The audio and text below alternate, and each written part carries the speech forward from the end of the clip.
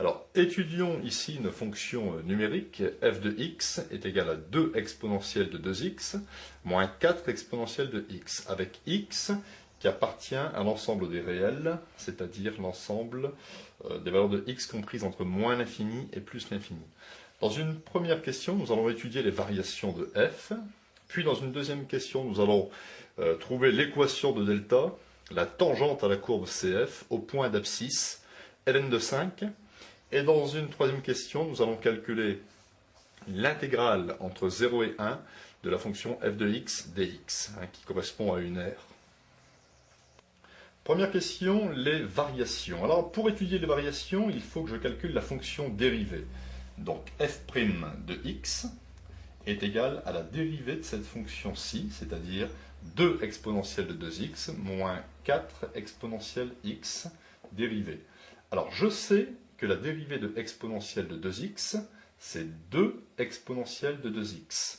Car exponentielle de u, quand on le dérive, ça me donne u' exponentielle de u. Ici, u c'est 2x, donc u', la dérivée de 2x, c'est 2. Alors il y avait ici un 2 devant, donc je laisse 2 multiplier, moins 4, et la dérivée d'expo x, la dérivée de x c'est 1, donc ça fait 1 expo x. On peut remarquer que la dérivée de la fonction exponentielle x est égale à la fonction exponentielle x, donc moins 4 exponentielle x. Soit la fonction dérivée f' de x, 2 fois 2, 4, 4 exponentielle de 2x moins 4 exponentielle x. Nous allons ici factoriser par exponentielle x, afin de faciliter l'étude du signe de la dérivée. Donc f' de x est égal à exponentielle x, facteur de forcément 4 exponentielle x moins 4. Donc je peux redévelopper. Exponentielle x fois exponentielle x, x plus x me donne bien exponentielle de 2x, et exponentielle x fois moins 4, j'obtiens bien moins 4 exponentielle x. Donc souvent, lorsque les dérivées comportent des exponentielles de 2x avec des exponentielles x, il est de coutume de factoriser. Donc, avec l'expression factorisée de la fonction dérivée, j'ai placé ici dans une première ligne exponentielle x, dans une deuxième ligne 4 exponentielle x moins 4, puis la fonction dérivée, et enfin ici, cette ligne va correspondre aux variations de la fonction f. Alors, il me faut étudier dans un premier temps le signe de 4 exponentielle x moins 4. Alors, pour étudier le signe de 4 exponentielle x moins 4, je vais ici écrire 4 exponentielle x moins 4 strictement supérieur à 0. Je vais trouver les valeurs de x pour laquelle j'ai cette inégalité. Donc ici, je transpose moins 4 à droite. 4 exponentielle x supérieur à 4. Je divise par 4, qui est un nombre strictement positif, donc ça ne change pas le sens de l'inégalité. Exponentielle x supérieur à 4 sur 4. Exponentielle x supérieur à 1. Je passe à la fonction logarithme, qui est une fonction croissante, donc je ne change pas le sens de l'inégalité. Logarithme de exponentielle x strictement supérieur à logarithme de 1. Logarithme de exponentielle x me donne x strictement supérieur à 0. Donc, nous pouvons conclure que cette expression 4 exponentielle x moins 4 sera strictement supérieure à 0, c'est-à-dire positif, lorsque x sera strictement supérieur à 0. Donc, j'indique ici, cette expression sera strictement positive lorsque x est supérieur à 0. Donc ici, j'en déduis le signe négatif sur l'intervalle moins l'infini pas pris, 0 pas pris. Exponentielle x, quelle que soit la valeur de x, appartient à R. Exponentielle x est une quantité positive. Ainsi, je peux donc en déduire le signe de la dérivée, plus, moins, j'obtiens moins. Ici, la dérivée s'annule en 0. Plus multiplié par plus, dans cet intervalle, me donne plus. Lorsque la dérivée est négative, la fonction décroît. Lorsque la dérivée est positive, la fonction croît. Il me reste à calculer ici l'image de 0, f de 0, et les limites.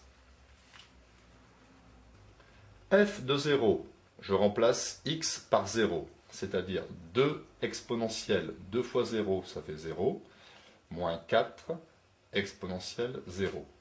Exponentielle 0 fait 1, donc 2 fois 1, ça fait 2, moins 4. J'obtiens donc moins 2. Donc ici, j'ai écrit moins 2. Étudions désormais la limite de cette fonction-ci, c'est-à-dire 2 exponentielle de 2x moins 4 exponentielle x, lorsque x tend vers moins l'infini. Alors, je sais que limite, je vais le marquer ici, je sais que la limite de exponentielle x lorsque x tend vers moins l'infini est égale à 0, d'après une formule du cours. Donc ici, je me retrouve avec exponentielle de moins l'infini, ce terme va tendre vers 0. Exponentielle de 2 fois moins l'infini. 2 fois moins l'infini, ça fait moins l'infini. Exponentielle de moins l'infini tend aussi vers 0. Je peux donc affirmer que la limite de cette fonction, lorsque x tend vers moins l'infini, est égale à 0, car, et la justification serait, la limite d'exponentielle x lorsque x tend vers moins l'infini est égale à 0. Donc dans le tableau de variation, j'indique ici 0. La limite de f de x en moins l'infini tend vers 0. Nous allons maintenant étudier ici la limite de la fonction lorsque x tend vers plus l'infini. Et je me retrouve ici avec une forme indéterminée, car je sais d'après le cours que limite d'exponentielle x lorsque x tend vers plus l'infini est égale à plus l'infini. Donc ici, exponentielle de plus l'infini, ça va me donner plus l'infini, moins, et exponentielle de plus l'infini, ça va me donner plus l'infini.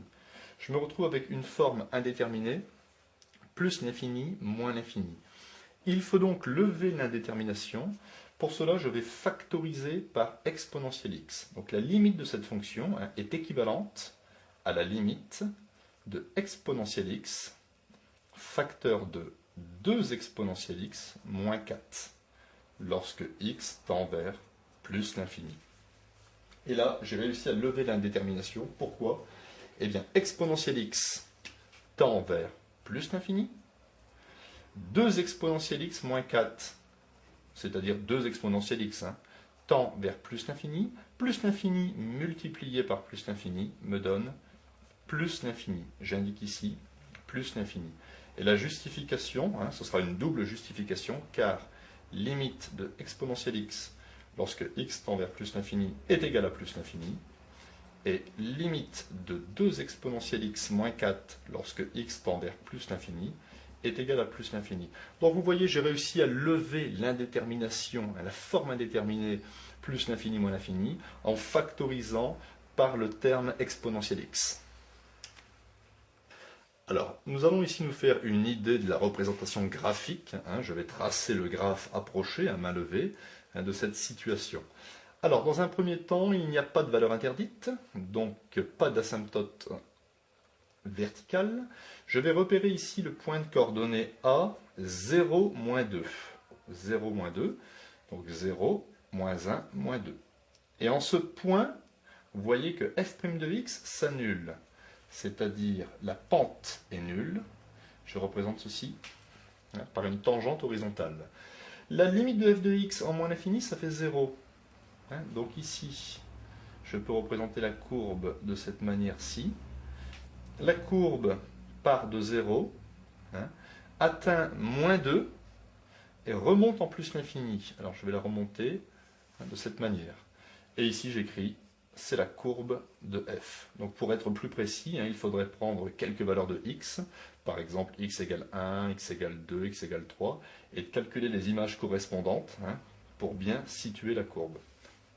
Donc ici, on peut s'apercevoir qu'à partir du moment où la limite de f de x en moins l'infini est égale à 0, cette droite ici, la droite OX, ou l'axe des abscisses, est asymptote horizontale à la courbe CF en moins l'infini. Alors, dans une deuxième question, nous devons trouver delta, l'équation de la tangente au point d'abscisse ln de 5. Alors, je vais écrire l'équation de delta, c'est y est égal à f' de a, facteur de x moins a, plus f de a. Avec ici, petit a correspond à logarithme de 5. Donc je vais tout de suite remplacer petit a par logarithme de 5. J'écris y est égal à f' de logarithme de 5, facteur de x moins logarithme de 5, plus l'image de logarithme de 5. Alors, maintenant, je vais calculer séparément f de ln de 5 et f' de ln de 5. f de ln de 5, je vais remplacer x par ln de 5. J'écris f de ln de 5 est égal à 2 exponentielle de 2 logarithmes de 5, moins 4 exponentielle de logarithme de 5. Le 2 qui est devant le logarithme, je vais le faire repasser en exposant sur le 5. J'obtiens donc 2 multiplié par exponentielle de logarithme de 5 au carré. Ici, exponentielle et logarithme s'éliminent, il me reste 4 fois 5, c'est-à-dire moins 20. Exponentielle et logarithme s'éliminent, il me reste 2 fois 25, c'est-à-dire 50. 2 fois 25. 50 moins 20 est égal à 30. De la même façon, je vais calculer f' de ln de 5. Donc je remplace x par ln de 5 ici. C'est-à-dire exponentielle de logarithme de 5, facteur de 4 exponentielle de logarithme de 5, moins 4. J'obtiens donc exponentielle de logarithme de 5, ça fait 5. Multiplié ici, ça s'élimine. 4 fois 5, ça fait 20. 20 moins 4, ça fait 16. Et 16 fois 5 me donne ici 80. Il me faut désormais remplacer f de ln de 5 par 30 et f' de ln de 5 par 80. Et j'aurai trouvé l'équation mathématique de ma tangente. Donc delta aura pour équation y est égal f' de ln de 5, ça fait 80, facteur de x moins logarithme de 5, plus f de ln de 5, 30. Donc j'ai coutume ici de développer le 80. J'obtiens donc 80x moins 80 ln de 5 plus 30. Et je vais laisser l'équation de delta sous cette forme.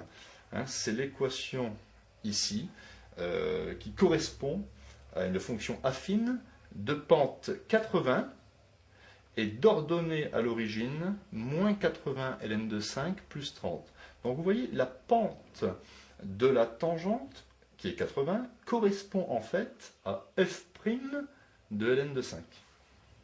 Soit à calculer maintenant l'intégrale entre 0 et 1 de la fonction f de x dx. Alors, la fonction f est une fonction continue sur cet intervalle.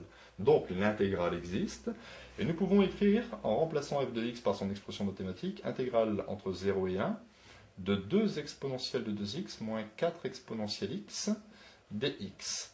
Il me faut maintenant trouver les primitives de ces fonctions. La primitive de exponentielle de 2x, c'est exponentielle de 2x sur 2. La primitive d'ailleurs d'exponentielle 5x, c'est exponentielle 5x sur 5. Donc ici le 2 est multiplié, je vais le laisser multiplier. Moins 4 multiplié la primitive d'exponentielle x, donc exponentielle x c'est exponentielle 1x, suivant le même système.